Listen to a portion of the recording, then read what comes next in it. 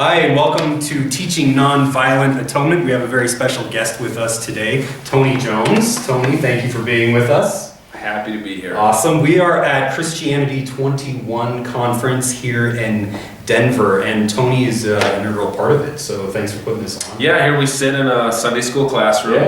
We like to do events at venues that are cheap to free. So nice. we often do them in churches, you know. We're not like the hotel ballroom kind of conference. We're like the church sanctuary kind of conference. Well, as a blogger, I appreciate that. Yeah, right. Low, we keep the costs low. Awesome. Yeah. Tony, you have a new book coming out on atonement.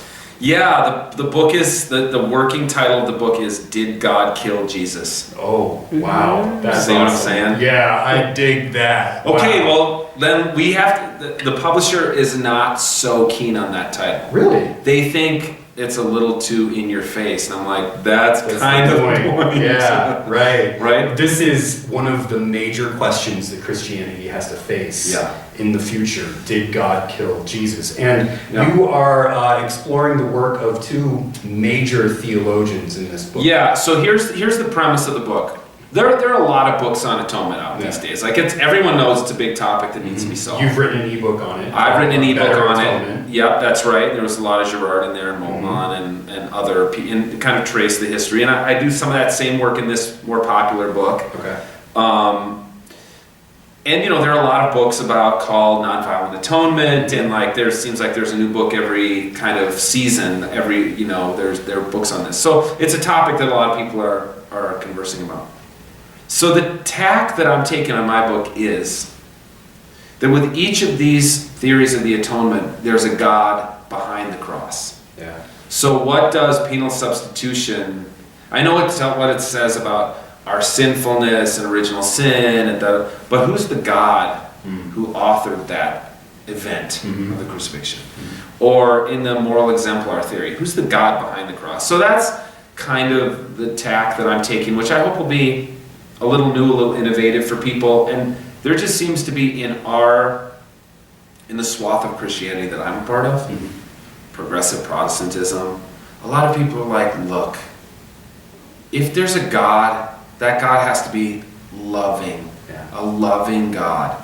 So who's the God who authors the crucifixion if God is in love with the world? 1 John, God is love. Well, yeah, it's like one of the only two or three times in all of Scripture where it defines God. Right. God is love. The to-be verb. And John also says, God is light, and in him there is no darkness at all. There's no question. Yeah, so what do you do with that? You just like, well, ignore. Ignore the Johannine epistles. Right. That's what a lot of people do. Right, yeah. So let's get into Girard and then Moltmann. How does Girard help in this conversation? Yeah, Girard has been, well, as you know, better than most, Girard has been so helpful. I think one of the great things about Girard is he came at it as a non-theologian, right? Yeah. So he brings this very fresh perspective to the event of the crucifixion.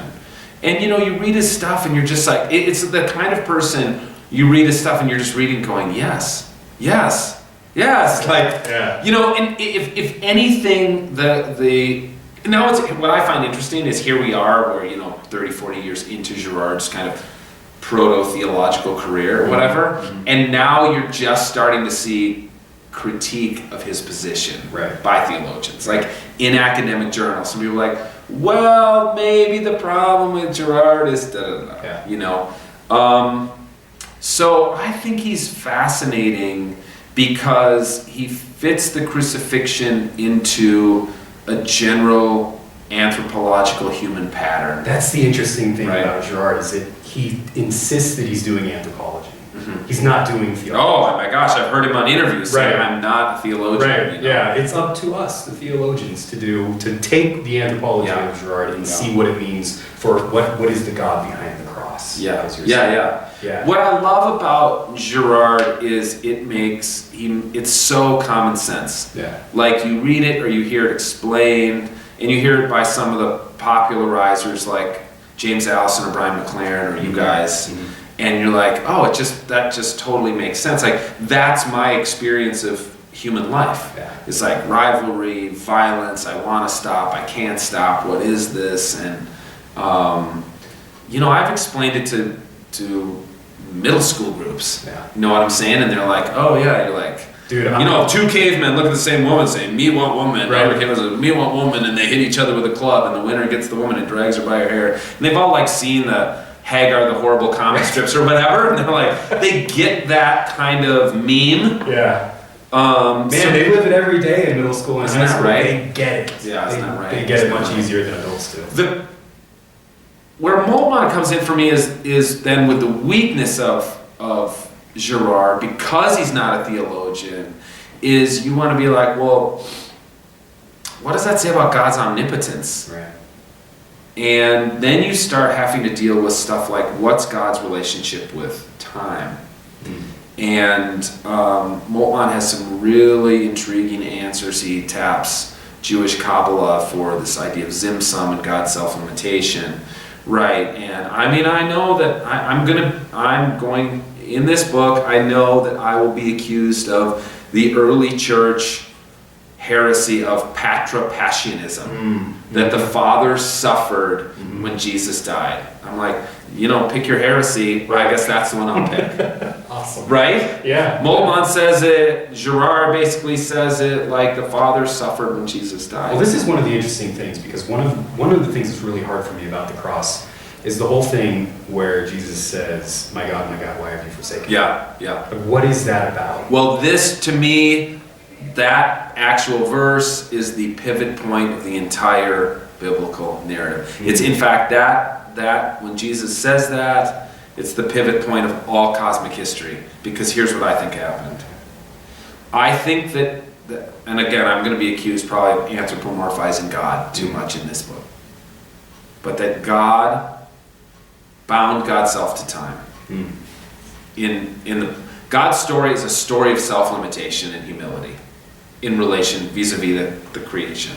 God limited himself when he started the creation. I'm using he, she. Then God has these multiple ways to relate to the creation. And it's failure after failure after failure. Until God ultimately says, I need to unite with this creation. It's the only way I can really understand them. I seem to be, and again, people can be like, oh, God's omniscient. You're telling me God didn't know what it was like to be human? And I guess I'm going to say, that's right. I'm going to say, God did not know what it was like. Go back to Girard. God had no experience of mimetic rivalry. God had no idea what that was like. God has no rival. Right? To the point of death, even death on a cross. So Paul records in Philippians 2. But then, something happened that God wasn't expecting. He experienced the absence of God. God experienced God-forsakenness. And that changed God for all time.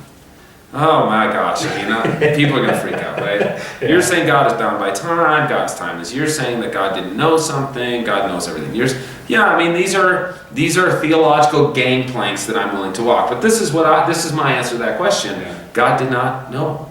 Yeah. Well, it's very incarnational. In the incarnation, God bounds himself to a human body. Because if you don't say that, I think you're hedging your bets on incarnation. You're like, God was kind of faking it, right? Which is another early church heresy, right? That hologram, right? That Jesus was an apparition, or that Jesus, the divinity was like vacuumed out of Jesus the moment before he died, because God can't die, right? Yeah, and it's such a tricky, complex puzzle. But these are my answers. Well, the other things that's very important about the cross is when Jesus says, Father, forgive them, for they know not what they do. This is a very anthropological statement about what it means to be human, which jives with mimetic theory. Because Rene is always like, when it comes to desire and when it comes to violence, we don't know the full extent of what we're doing against one another. We will even kill God when it comes to this. And so the way that God stops the mimetic rivalry against even God's self is to offer this divine forgiveness in return for the violence. Yeah, I think the most... the last scapegoat theory is how it's become popularly known, and I've heard Girard say in interviews like, that's not right. Yeah. I'm not saying Jesus was the last scapegoat. I'm saying Jesus shows that the entire sacrificial system is bankrupt. It's a bankrupt system. But again, as not a theologian, then you have to, he's just looking at the text, right? The problem with that is it's got the potential to be anti-Semitic. Okay. And here's how. Yeah. Because then you have your way out of everything in the sacrificial system of the Old Testament is to go, oh, that was just a primitive tribal people misunderstanding God. God never wanted the sacrifice. And you're like, if you profess faith that this text is inspired from like Genesis through maps, you gotta say, this isn't just like the ramblings of a primitive people. Right. God had this covenant with people, and like God was in the sacrificial system as deep as the people were. Yeah. He wanted the blood on the altar and this and that. Yeah. So Girard is like, no, God never wanted that. And Jesus showed how we'd misunderstood God. Well, that's one way out of it. Yeah. But that's called supersessionism, when you just say the New Testament so supersedes the Old. There are a lot of Christians who are supersessionists. Whole tribes of Anabaptists are like, we don't read the Old Testament, right? But I'm like, no. Yeah. I think Girard would say that there are different strands within the Old Testament. So you've got the strand that the psalmist that says, I don't want your sacrifice. Right. Sure. You got Hosea who says, I want mercy, not sacrifice. Right. And Jesus picks up this strand within it. You got. But Saul being told to obey is better than sacrifice. Like, there are kind of minority reports in there, but the big narrative in the Old Testament is blood, baby. Right. There's nothing more sacred than the blood. Yeah. Splatter it on the altar. Away our sins. Yeah, I mean it's there. So the other way, which is probably as heretical as saying like I'm just going to pick the parts of the Old Testament I like, is my way of going. God was like, I wonder if this will work. I wonder if this will work. I wonder if this... None of this works until I'm going to go into the deep end of the pool here and become them. And then he's like, on the cross, he's like, oh my God. Human beings, the universal human experience is, where is God? Yeah. God's left me. God joins us in solidarity in that experience. And then God experiences the absence of God. That's pure Moltmann. Okay. So Moltmann brings in this eschatology that I find so powerful and helpful. Can you say a little bit about that? Yeah, Moltmann is very. He's a post-World War II German Christian. He was in the German army in World War II. He became a Christian. He was a humanist and became a Christian in a POW camp in Great Britain by British and American chaplains, basically giving him a Bible as a prisoner of war. But I think he's so affected by the experience of the Jews in Germany. And he's so enamored of their idea of Messiah. The Messiah is... So in some ways, for Moltmann, what I love about him as a late 20th century theologian is, of course, he's very much keen on Jesus as the Messiah. He doesn't hedge his bets at all on that. But the Messiah is always to come. It's still always to come. There's something more. And so, like, the horizon of God is approaching us, and we're kind of grasping and clawing our way toward that eschatological horizon. At some point, they will meet. And it's interesting to me is I have a lot of friends in the emergent movement who are very enamored of preterism, this kind of idea that the eschaton has already come. It kind of came in 70, and with the destruction of the temple, and we're living in the full fruits of the Spirit now. And I think that's kind of personally, I think that's a tortured reading of Paul. And I also think, my God, I want there to be an eschatological horizon that is promised, that is to come. And I want to stand in solidarity with Jews and say the Messiah in some way still is to come. Not that Jesus wasn't fully the Messiah, but that, as Paul said so clearly on a couple different occasions, like that was the first fruits, that was just a foretaste of the full fruition of what's to come. Right. Because we're still living in rivalry with one another. We're still living in sin. And yeah, I mean, this is right. This is another problem with Girard, right? Is Girard is like, oh, Jesus ended this. Jesus showed once and for all that the sacrificial system is bankrupt. It doesn't diffuse mimetic rivalry. Like, it doesn't? Yeah, yeah. I mean, I think it does. I think that's what it does, but I'm still rivalrous. Like, it'd be nice to also have a pinch of the supernatural in there. Like, and God's still around doing stuff and helping to, like, we can pray to have these rivalries taken from us so we're less rivalrous and things like that. Yeah, he doesn't get much into pneumatology. And no. It's still present in us. But again, he's not. It's all about that event. It's all about that event and showing how it's bankrupt. And there's also an element of Girard saying there is no way that we could see this on our own without God coming in and showing it to us, revealing it to us. And that's basically as far as he goes with theology.